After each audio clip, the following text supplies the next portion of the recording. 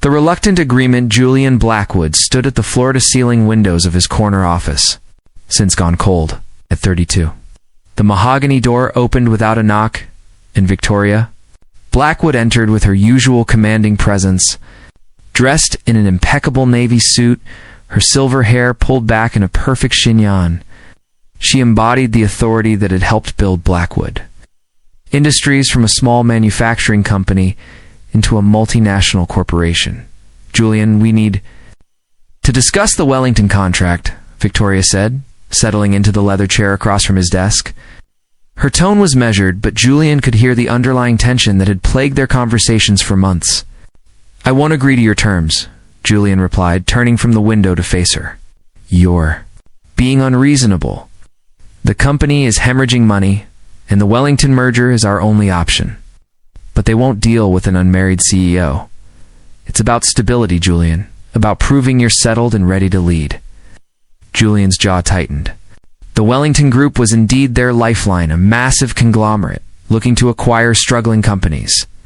But their old-fashioned values meant they preferred dealing with married executives, viewing it as a sign of maturity and commitment. It was an archaic notion that Julian despised, but the alternative was watching thousands of employees lose their jobs.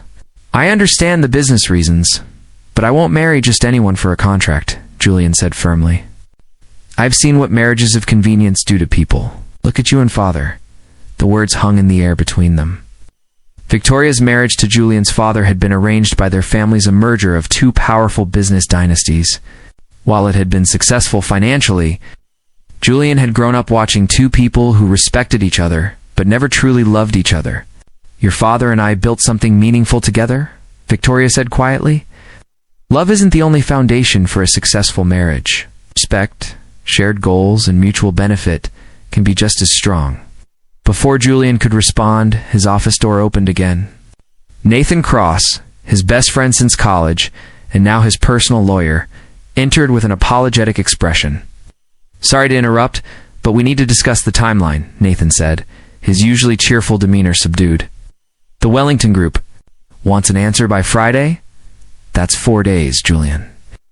Julian ran his hands through his dark hair, a gesture Nathan recognized as a sign of his friend's mounting stress. They had been exploring every possible alternative for months, but nothing had materialized. "What about the Morrison deal?" Julian asked, grasping for any remaining option.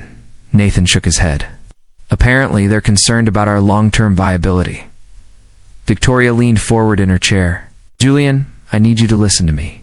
I've already identified a suitable candidate for marriage. She's from a good family, well-educated, and she understands the arrangement. This doesn't have to be complicated. You've already found someone?" Julian's voice rose in disbelief. "Without even asking me? I've been preparing for this possibility for months," Victoria replied matter-of-factly. "Her name is Celeste Morgan. She's 29, a graduate of Columbia with a degree in art history, and currently works as a teacher. Her family has connections in the art world, which could be beneficial for our cultural investments." Julian felt a chill run down his spine. The name sounded familiar, but he couldn't place it. "Have I met her?" "Not recently," Victoria said. "Vaguely. The wedding would be small, private, just immediate family, and necessary witnesses. After the Wellington merger is complete and the company is stable, you could reassess the situation if needed."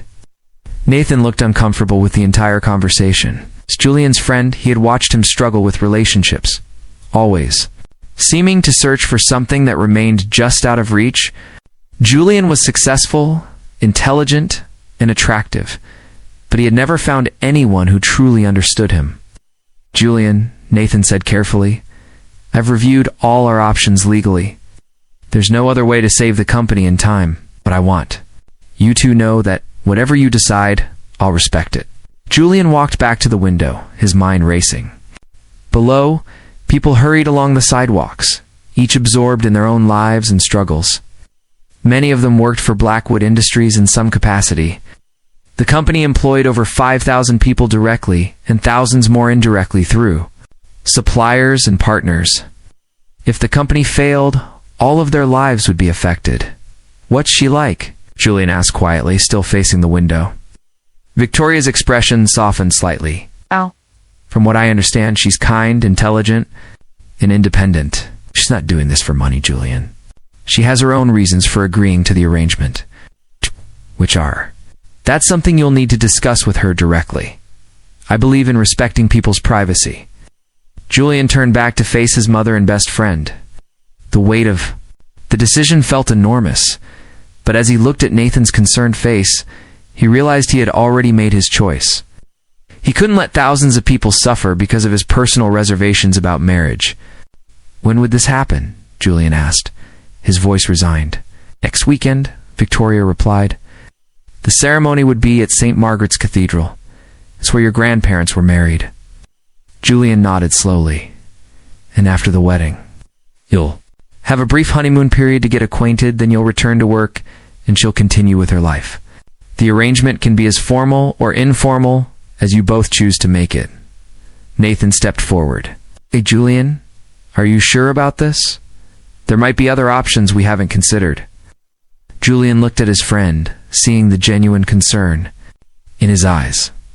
What other options, Nathan? We've exhausted every possibility. The Wellington Group is our only hope, and they won't deal with me unless I'm married. It's a business decision, nothing more. But even as he said the words, Julian felt a hollow ache in his chest. At 32, he had always imagined that, when he finally married, it would be for love. He had dreams of finding someone who would understand his ambitions, but also challenge him to be better, someone who would make him laugh and support him through difficult times. All right, Julian said finally. I agree to the arrangement. But I want to meet her before the wedding. If we're going to do this, I need to know she's willing, and that we can at least be civil to each other. Victoria's face showed the first genuine smile he had seen from her in months. Of course. I'll arrange a meeting for tomorrow evening, somewhere private where you can talk openly. After his mother left the office, Julian slumped into his chair, feeling as though he had just signed away his future. Nathan remained, clearly wanting to say something, but struggling to find the right words. You know, Nathan said finally, sometimes the best things in life come from the most unexpected places. Julian managed a weak smile. Right. Since when did you become an optimist? Since I watched my best friend sacrifice his happiness for thousands of other people, maybe this Celeste Morgan will recognize that. As Nathan left, Julian found himself alone with his thoughts, and a decision that would change his life forever. Tomorrow he would meet the woman who would become his wife in less than a week. He could only hope that whatever her reasons for agreeing to this arrangement, they would be able to find some common ground. The name Celeste Morgan continued to echo in his mind, familiar yet distant, like a half-remembered dream from long ago. The art teacher's dilemma. Celeste Morgan stood before her easel in the quiet art studio. How? Her brush hovering over the canvas as afternoon sunlight streamed through the tall windows.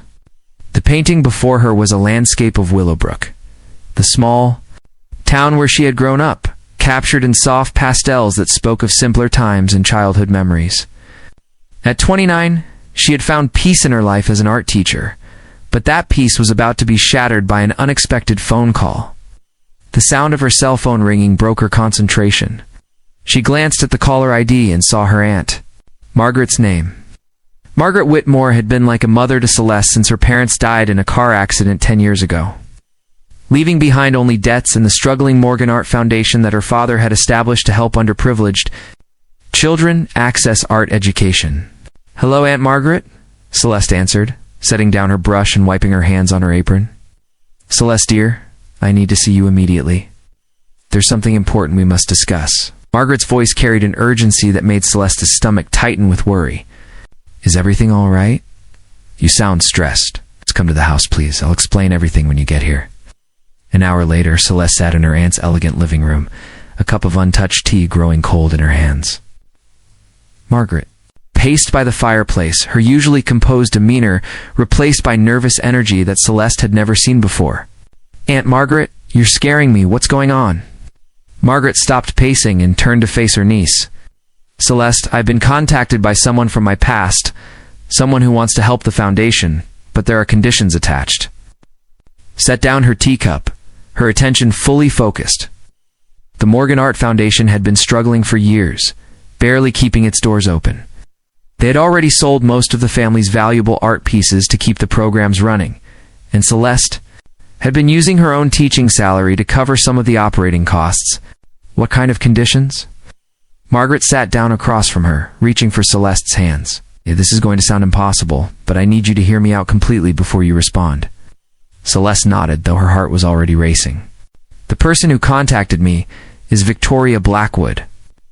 Her family owns Blackwood Industries, and they're willing to provide a substantial donation to save the foundation, enough to not only keep it running but to expand our program significantly. That's wonderful news, Celeste said, confused by her aunt's worried expression. What's the catch? Margaret took a deep breath. The donation comes with a personal request. Mrs. Blackwood's son needs a wife, and she's asked if you would consider an arranged marriage. Celeste stared at her aunt in shock, certain she had misheard. I'm sorry, what did you just say? Know how it sounds, but please let me explain. It's not what you think. The marriage would be purely a business arrangement. Her son is a successful businessman who needs to be married for certain business dealings.